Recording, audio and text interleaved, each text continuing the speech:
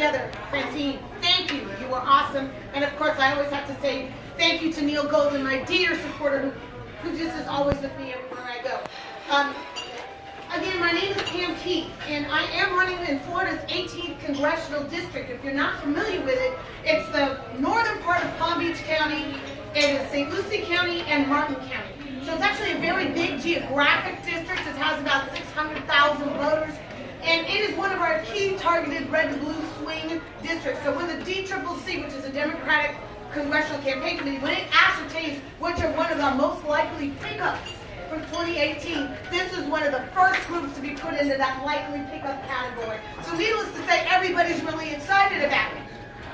The Democrats and the Republicans. And part of the reason the Republicans are so hard up about keeping the seat on the red side is that the guy that holds the seat now, Brian Mast, is viewed as like an up-and-coming star in the GOP, which is just another way of saying he does whatever they tell him to. Yeah.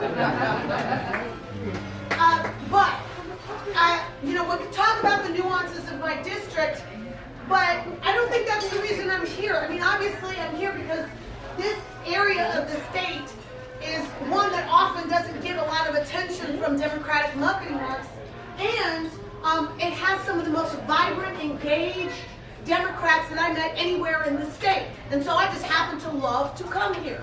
And I've had nothing but wonderful experiences at the villages, at Sumter County, Marion County, Citrus County. I've had nothing but good experiences. So when I get asked to come, I always say yes. It's counterintuitive to do that, though, as a candidate, because I can't get votes out of this part of the state, and I should be focused on votes, right? Right? Right. Wrong! Wrong! Because here's the thing. My vision and my methodology, the way that I approach what I do, it's not principally about politics. It's about leadership. So what I'm doing, my game, my mission, my purpose, is to become a leader of Democrats, which is a different concept than a Democratic leader. Right? A leader of Democrats is a different concept than a Democratic leader. Nancy Pelosi is a Democratic leader. If she was a leader of Democrats, she would have called us to Washington as a sea of people to shut down the government, and it would have had a different outcome. So, if I choose to be a leader of Democrats, that means that I need to expand create as big an army of followers as possible. Those of you who don't know my backstory, I started out as a United States Navy judge advocate. So I served the first time I got to make a real paycheck, I decided to serve my country, a country I absolutely love, as imperfect as it may be. And one of the things that I learned was I was a JO. A JO is a junior officer. That means you low totem pole. But in the military, there are two scales. There's enlisted scales and there's officer scales. And the lowest officer outranks the most senior enlisted in rank. That doesn't mean they are actually more leaders. When you're 19, 20 years old, you come out of college 21, and you can become an ensign, you are not more of a leader than the person who's been an ensign or a bosun's mate or whatever for 30 years. You're not more of a leader. You're not. They know their job a lot better, and people will actually follow that senior enlisted. If you are one of those arrogant ensigns, nobody will do what you ask them to do, and you will come off looking like a failure because you lack leadership. Okay? So there were things that I learned in the military about leadership that I think are really important. Number one, a leader has to be able to listen to the talent around them. Absolutely. Right? And number two, the leader has to figure out who are they leading. Who's your leader? If you're a general, who's your army? Who are your foot soldiers? You ain't a general if nobody follows you. And that has happened in the military. Somebody walking around with a whole lot of rank and no respect.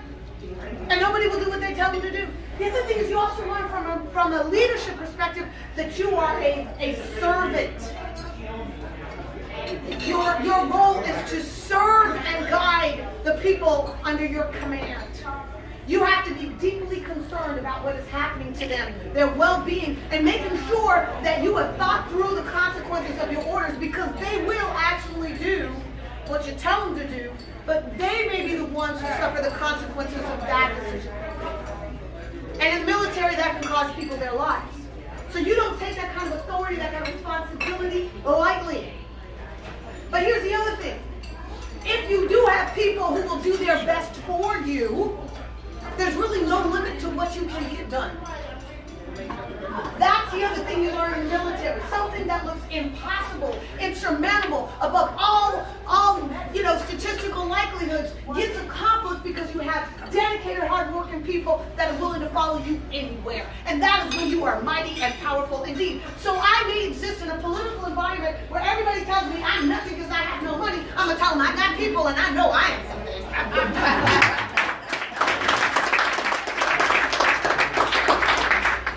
So I go everywhere where I can to energize, inspire, and engage people and to say, hey, I'd like to be your leader, whether I'm your representative or not. Because there are a lot of people who can go to Washington and make a plea in the body, but there's very few people who turn around and tell the people, come on, y'all, let's go. This is what we're doing. And I choose to be the latter rather than the former because I really sincerely believe that if I'm good at the latter, the former will take care of itself. Absolutely. That's my belief, and that's the way I approach the politics. It's kind of different. I spend a lot more time with people, normal people, encouraging them to be a part of my team. Not just my team, but to know that we are already all part of a team. And how do we know that this is true? Anybody doubt that this is true? How do we know this is true? Well, if you can get 3.2 million people to stop what they're doing on a Sunday and show up somewhere, you are doing something right. And you spent hardly any money, not a single person got arrested, everybody knew where to go, what to do, and how to do it. To me, that is a sign of an army. Okay? So what I'm telling you is that the potential is there. Unfortunately, the call is there too. Because we are in dire circumstances in our country. It's not that we're all starving, right? But we are watching the dismantling of the institutions that have allowed our democracy to flourish for generations. And it's being dismantled in service to one person. It's to protect the interests of one person who has put his needs above all the needs of everybody in the country. He is trying to cover his own six like you would not believe. I happened to be an attorney. My first gig was a criminal defense counsel. I learned how to discern when somebody was guilty and when somebody was not. That dude is guilty.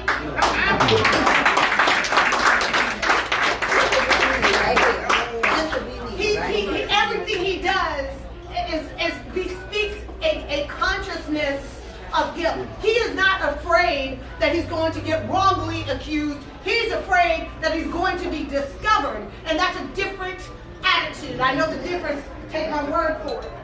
But here's the thing.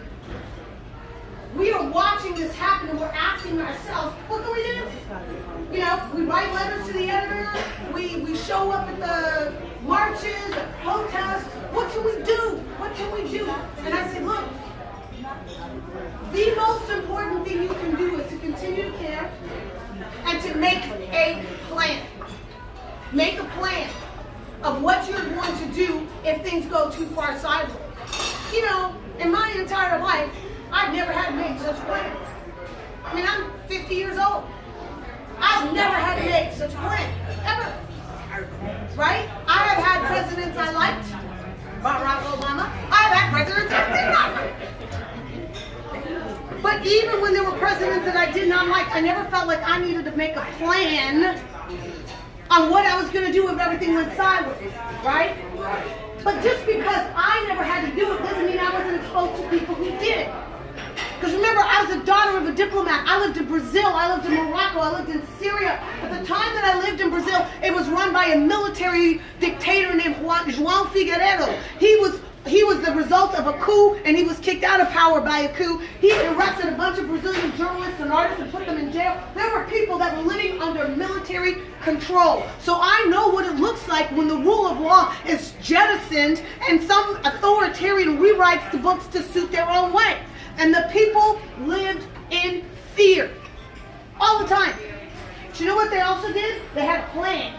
They would plan and strategize where they would go if they had to leave the city. They planned and strategized because when I was there, the currency was a cruzeiro. Right now it's reals, but back then it was cruzeiros. And I distinctly recall, because there was a little bodega at the end of the street that I lived on, and my favorite thing was getting bread fresh. They made fresh little pãozinhos every day. It was fabulous. Unbelievable. And I would go down, and like the first day that I went, I got Palmazinos, they were like 30 or 40 Cruzeros, nothing big. I would just carry that. And for a while it would stay at about 30 to 40, and then it went to like 45, and then it went to like 48, then it was 50, and then all of a sudden, for reasons that I didn't understand, the Brazilian currency was going through some major changes. One day, in the morning when I went, it was 280 Cruzeiros. By the evening, it was 560 Cruzeiros. And if you were being paid in Cruzeiros, your money was worthless. People were taking barrels of cash to the grocery store, and they couldn't get money out of the banks fast enough. So these massive queues at the banks were lining up for people because they didn't know what to do, right? So they just wanted to be as liquid as they possibly could be. And I remember this experience, and I kept thinking to myself, thank God that doesn't happen in America. Thank God our currency could never get manipulated like that. Thank God our economy could never tank like that. We would never see a run on the stocks like that. But what I learned in that experience is, number one, people are incredibly resilient. And there's nothing about the Brazilian people that make them more resilient than us. If they could survive that craziness, then we can certainly survive this one. That's good news number one. But good news number two is now we have some basis on which to plan and strategize. What do we do? One of the things that we must do is decide what is our red line.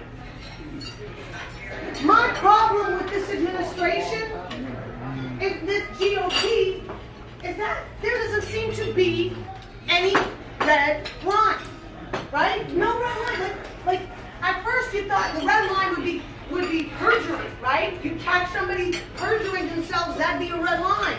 Until you caught Jeff Sessions perjuring himself, and all of a sudden it stopped being a red line. It was no longer a thing.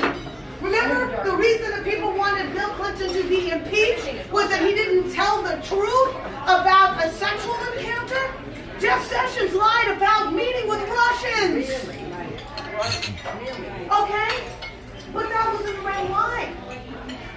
And then we thought, well, the red line would be if we got evidence of obstruction of justice.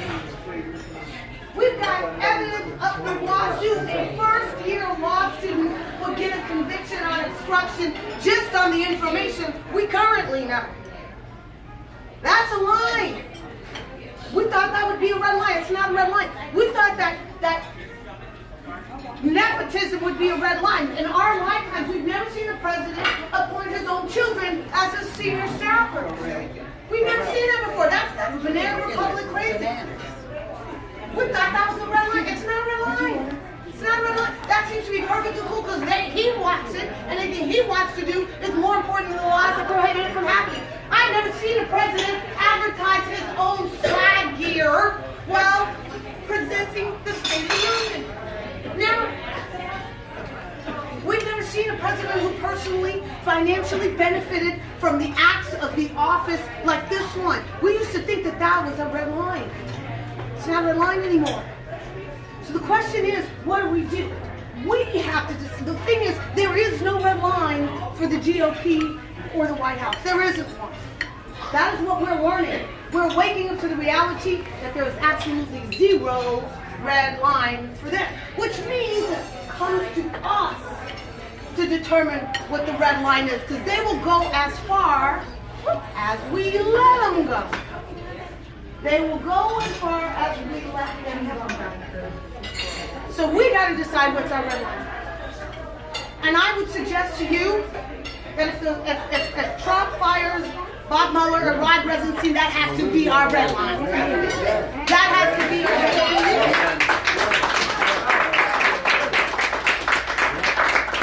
And so, if that's our red line, the question is, okay, well, what we gonna do? If you haven't done so already, please go to a website called nobodyisabovethelaw.org.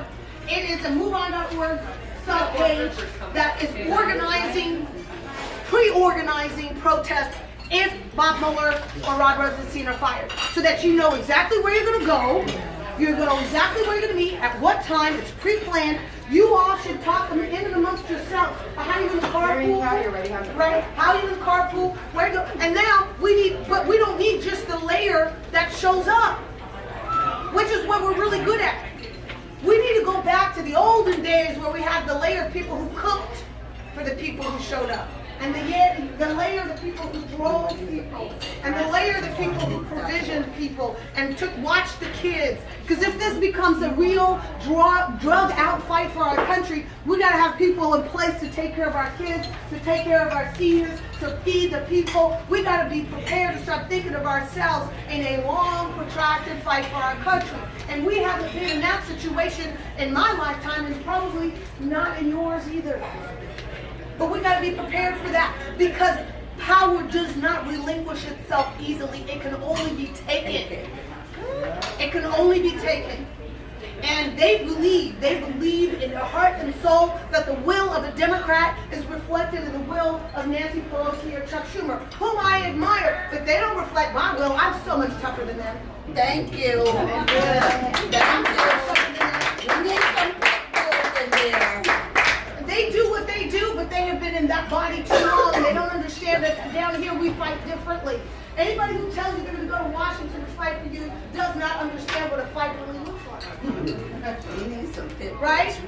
So, the reason the Republicans sincerely believe that they're going to get away with all of this is because they have convinced themselves that we are all snowflakes.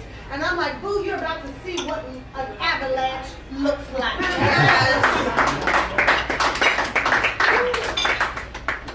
So that's all of the prepared comments that I want to make. I want to make this interactive so you guys can ask me anything you want to, any topic. But I want you to understand that that is the grave challenge of our times.